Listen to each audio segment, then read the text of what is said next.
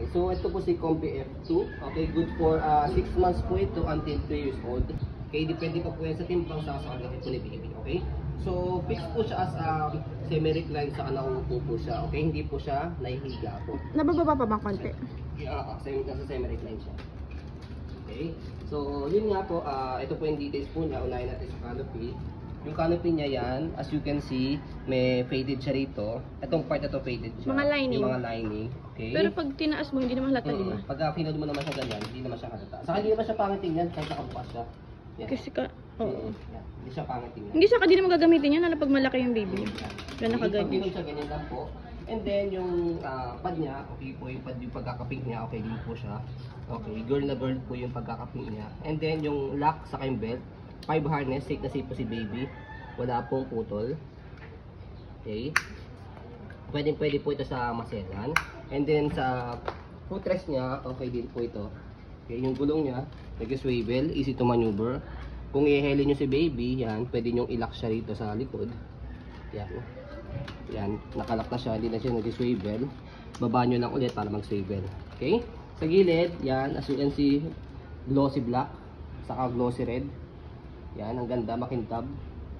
Okay, kita-kita pa yung brand.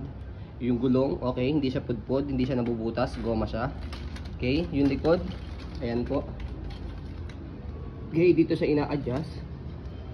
Yan. Kung sakaling gusto nyo pong i-semi-recline. 6 months. Okay, good for 6 months po siya. Okay, okay na okay po yung likod po nito. Basket, okay na okay po siya. Glossy, okay, black. Stopper niya, gulong. Baba natin, yan, nag-stop siya. Okay, angat nyo lang po para mag-go. Okay, Side. so yung side niya sa kabila, yan, pwede sa maselan. Okay, may minimal scratch po, katulad po nito. Pero hindi po siya visible. Hindi halata kasi red. Okay, so Handle. wala po masyadong scratch po ito. And then, yung handle po niya okay na okay. May free na po na hook, Minnie Mouse. 250 isa niyan. Pag binili niyo po ng 250 isa, previous na po namin, 4,500 po Pag siya. ipa-fold. Okay, pag ipa-fold po siya, makikita niyo po kulay red, Pink. naka-unlock. Red po yan, naka-unlock. Mapipindot niyo po ilalim. Pero pagka sinide niyo po ito, naka-kulay green, naka-lock, hindi niyo po mapipindot dito. Okay, so kulay red, unlock, press niyo lang po yung ilalim, angat niyo lang po, and then baba.